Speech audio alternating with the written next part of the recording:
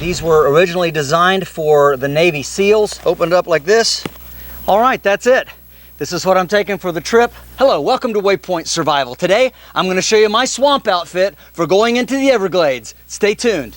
By the time this video posts and you're watching it, I should be down in the Florida Everglades, the good Lord willing. I've been able to sign up and attend with Dave Canterbury in the Pathfinder School. This is an amazing Everglades class. I was actually born in Florida. People may not know that. I moved from there when I was very young and spent most of my growing up years in the eastern woodlands in Middle Tennessee. But this is a chance to go back and get out into the swamps. We'll be right in the heart of the Everglades, and I'm really looking forward to the class, hanging out with some great guys. But we had to get some specialized gear, and I want to show you what that is, so let's get to that right now. The first thing that I want to talk to you about is this hat. Now, this hat is designed to shed rain and all of that, but it has some really unique features. First of all, in case you get out into a lot of sunshine and the back of your neck might burn, it has a flap that you can let down across the back of the hat, so that would hang down the neck, and it rolls up and stows in this outer part of the brim right here. So you can just tuck it back in there and you don't even know it's there. That would also be helpful if there's a rain coming in from the back and you're afraid it might get you. And then we've got this area here, which if you can see, it has some snaps. And when you undo these snaps, opened up like this, we have a bug net, and the bug net goes down all the way around like so. Now this bug net does have a draw cord right here, and of course the idea is that you tighten this up. You grab a hold of this, it's got a cord lock on it, and you slip it out and you tighten this around your neck, and then this gets tucked inside your collar, just like that. And now we're protected from no-see-ums and mosquitoes and gnats and all of that might want to come in and bother the face. This is also very important if you're sleeping. Sometimes even the sleeping bag and all of that, I've got a bug net, which I'll talk about in just a second, but this is an important addition, and it all stows away very nicely in the hat, which makes it a real benefit. And I will be putting links to some of these items down below if you're interested in getting one for yourself. And once you put everything away, it makes just a really nice hat with a wide brim, protect you from the sun. And then it does have a chin cord as well that maybe you saw when I was showing you that, but this can be cinched up in case you get into a lot of rain, or you just want to throw it back over your shoulders if it's nice and breezy and you don't want to wear your hat. All right, next let's talk about the boots that I will be wearing. These are OTB, which stands for Over the Beach. These were originally designed for the Navy SEALs, and they have a hard shank, so if you step on something, it has good flexibility, but you're not going to puncture the bottom of your foot. For instance, sometimes we know a lot of places there's broken glass and other types of really sharp materials down in the swamps that can puncture through the bottom of a boot. So these were made for that. They have drain holes here and here, and it's a very durable, very stretchy material. It is water repellent. And the top of the boot is designed, you have to pull it on using both of these. You stretch this over your ankle, and it is designed to keep sand from getting in your boots at any place. And these can also be worn with fins if you wish to swim. They're designed specially around the bottom here with a little bit of a rounded section, but they are very stable on the ground. I've been wearing them quite a bit, breaking them in. And they're a very comfortable pair of boots. Highly recommend getting these if you're going to be going into the Everglades or any place like that where it's swampy and you need something that's super lightweight and that will drain. If you do get into some water and your boots don't drain, it can take days for boots to dry out. These are designed, the material itself is hydrophobic, it's water hating, so literally you could just hang these up by the shoestrings in a nice place where there's a little bit of a breeze. You know, just kind of tie them up together and hang them in the sun or off a branch at night, maybe from your hammock while you're sleeping. And these will be nice and dry so you can wear them the next day. So again, something very important that you wear in the Everglades and places like that. And these are designed specifically for that purpose. Before we go too much farther, I want to remind you to make sure and sign up for the WayPoint Survival and Prepping 101 newsletter. This enables us to stay in touch with you. We never know what's going to happen in our world. With YouTube, we think it's a steady platform, but things are always changing, and it allows us to send you great information on your preparedness and survival journey, and I think you're really going to like it. Completely free. Make sure and sign up for that today. Also, even though I don't say it real often, if you're enjoying this video and getting something out of it, would you please give us a thumbs up and subscribe? We'd appreciate that. All right, next let's talk about this backpack. This is a 55-liter waterproof backpack. It's made by EarthPack. This is not a high dollar item. This I got off Amazon, and I will be putting a link to it down there. It does have water resistant zippers. These are not watertight, so you don't want to put anything in here. This is just for quick access stuff that you don't mind getting wet. Now it will handle rain, it will handle splashing and all of that, but it isn't designed to get super wet, so you do have to be careful about that.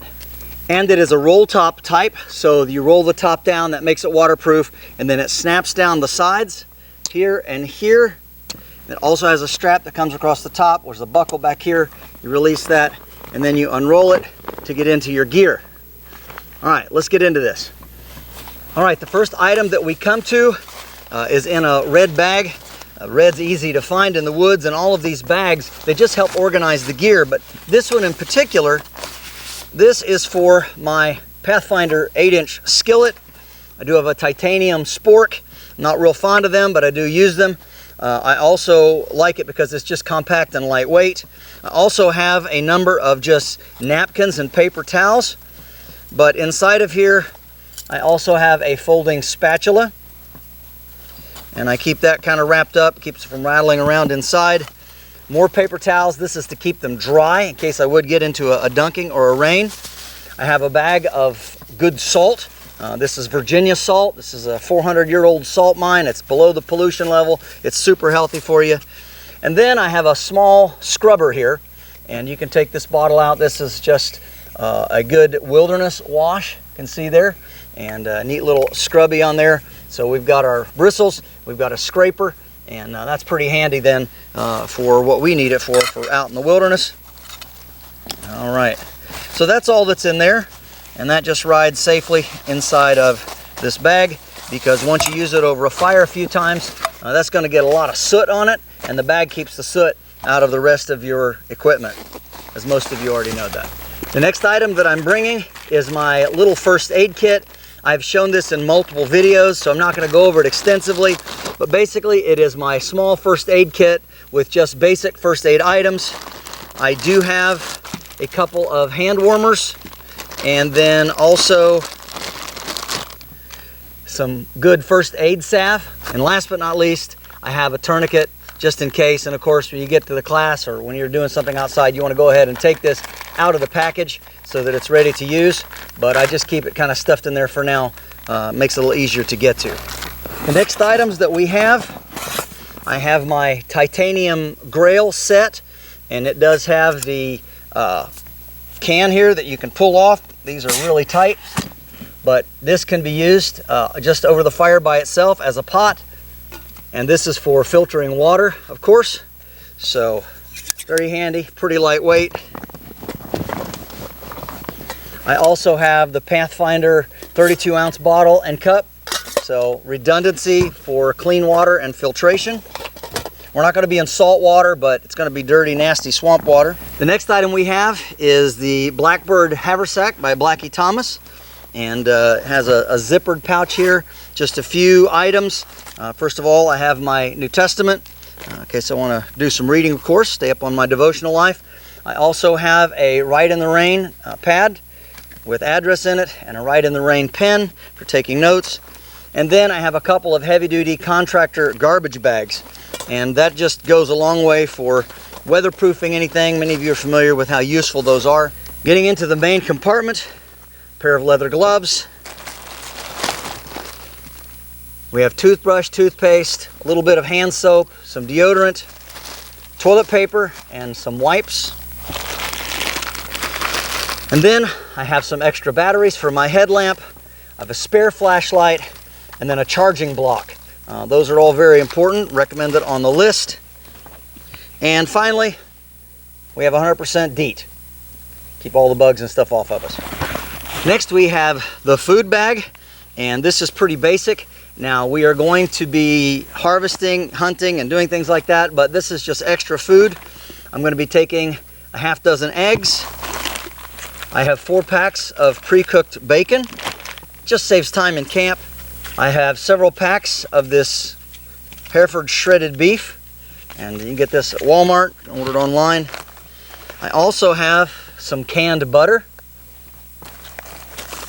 And then I have some Element drink. This is all kinds of magnesium and salt and all the things that a person needs. Potassium for an electrolyte drink, because it is hot, you'll be sweaty and losing a lot of sweat. So that's basically the food stuff. Not a whole lot, of course. Like I said, most of what we're going to be doing is we're going to be fishing and foraging and eating a lot of things that we catch. So we're not going to really need a whole lot of extra food for all the days that we'll be down there. Next item is our silky saw. Many of you have seen this. This is the lightweight. This is the Ultra XL 240. Handy tool to have. I also have in this bag here just some things. These are my sleeping things. We got some very lightweight cotton PJ bottoms, a super lightweight breathable top, and then in case it does get chilly, I have a small pair of really lightweight gloves, as well as a balaclava. And this is all Under Armour, just super lightweight. Now I may not be able to put links to all of this, but if there's something specific that you like, let me know and I can get you a link for it. But this is just sleeping gear here, and so keeping the sil nylon bag. Our next large item is the rest of our clothes for the trip. And again, it's in a waterproof bag. Anytime you're in a very damp environment where you think there might be some problems with rain or anything like that, you always want to make sure you have as much waterproof bags as you can. Even though it's in a waterproof bag, this just gives redundancy. And what we have here is we have some merino blend socks. We have 3 pairs of those, and these can be washed out and dried. We also have several pairs of super lightweight, fast drying BVDs. An extra pair of pants, lightweight, fast drying, and these can be hung up, of course, and light colors work good. They don't attract as many mosquitoes. And then we have a couple of these shirts. These are fantastic shirts. They are long sleeved, and they are crag hoppers is the name of it. And I like the long sleeves because, again, one of the things you run into is not only sunburn, but a lot of mosquitoes. And so we have 2 of those. And then I actually have some short sleeve shirts of different colors. This is a gray one, and then here is a black one, and that's it. So that's all the clothes we have. You want to make sure and have an extra shirt or 2. You'll sweat a lot, get really stinky, and so we want to make sure that we at least have fresh shirts to change into and one pair of pants to change into as well. All right, and it all packs up really nicely into this bag. A cord lock on it. Now, one thing that I like to bring, and I know it's a little gross maybe, but when you're out surviving and you think you're going to get into a situation perhaps where you're going to be eating some things that you're not used to eating, maybe different types of fish or different types of wild edibles, it's always good to have at least 1 extra pair of underwear in case you get hit with diarrhea or something, and also, of course, have some Imodium in your first aid kit, which I do. Next, we have a Snug Pack jungle bag. This is just a small sleeping bag, but it has a head net that goes over your face, so you don't have to wear your hat at night if the mosquitoes are bad. And this is just an extra barrier of protection against you and those nasty buzzing little things that'll keep you up at night and bite your face. Your sleeping bag covers you well, but having this is really, really good. So I encourage you getting one of these if you're going to go into that kind of environment. And this is my complete sleep system. I've showed this to you before, so I will be very brief. It's Eagle Nest Outfitters. We do have the hammock. We have air mattress. The original Pathfinder sil nylon tarp. We have the Eagle Nest Outfitters straps. Here is the bug net. And then this is an inflatable pillow. Down in the bottom, we have extra cordage. And we have our super light no-bendium stakes. And I've done an extensive review on this, so we're not going to take a lot of time doing that. The last item in the pack is we have a whole roll of number 36 bank line, which we're going to be using in the class. Let's look at this bag next. The next bag here for just our extra duffel is a waterproof roll top by Wolfman, and it has the same type roll top feature as the other one. Snaps on both sides to hold the roll down and together, and just open it up and show you what we have in here. First of all, we have our WayPoint Survival Fire Starting Kit, and many of you have seen this, so it's got all the stuff that I need to start a fire in any environment. I also have a cutting board, just a cheap plastic board. You get these at Walmart, and for the fish and game we'll be processing. Part of the list recommended a cold steel type military shovel, so that's what we have here. Also have my ground mat. This goes underneath the hammock, so where I'll be sleeping, and this gives you a place to put your boots and anything that you might want not to get wet, so you can roll out in the morning and stand on this in your socks and not have to put shoes on first. So important thing. Also have some sunglasses. These are polarized. It was part of the requirement for the class, and this is so you can see down into the water better for the various types of game that we'll be going for and fishing. So we've got to have those protected, of course, in their own case. I also have a very powerful headlamp, and it takes 4 AA batteries. It is waterproof to 1 meter, so that's why I have it. So even in a rainstorm, this will still work. I have lighter ones, but none that are as waterproof. They actually use these in caving. It has a large central beam, which goes out like 200 meters, and then it also has someone on the side here. And I have rechargeables in here right now, but I have extra batteries with me that are lithiums because I don't want to have to try to recharge these in the field. It just takes too long. In case you're wondering, this headlamp's made by Princeton Tech. I also have a waterproof case for my phone, and that came with the backpack, by the way. So I thought that was pretty clever.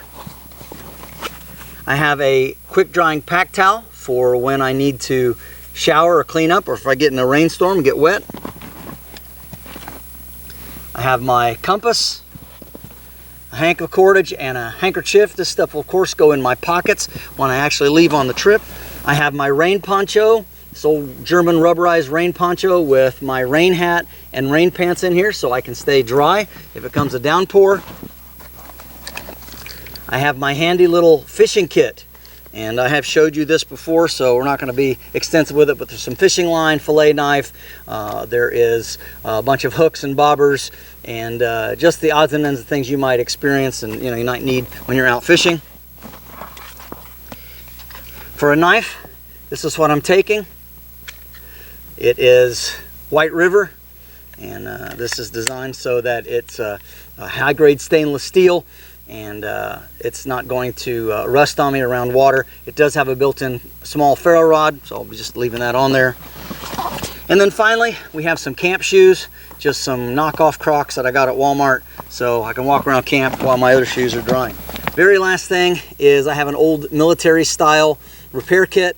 This has extra buttons, some needle thread, safety pins, just the kind of thing that you would need, some small scissors, etc., so that I can do gear repairs if I need. All right, that's it. This is what I'm taking for the trip. I'm actually going down several days early, so I'll be down there for about 3 or 4 days before the class starts, and I'll be doing some different things to help out, set up camp and things like that, whatever I can lend my hand to. So I've got a little bit of extra gear other than what the gear list recommended, just for me and my personal use. I will be taking a cooler, of course. We're probably going to be bringing back a couple of pounds of alligator per person, so I'm going to have a cooler to bring that back with me, but everything else, pretty much what you see.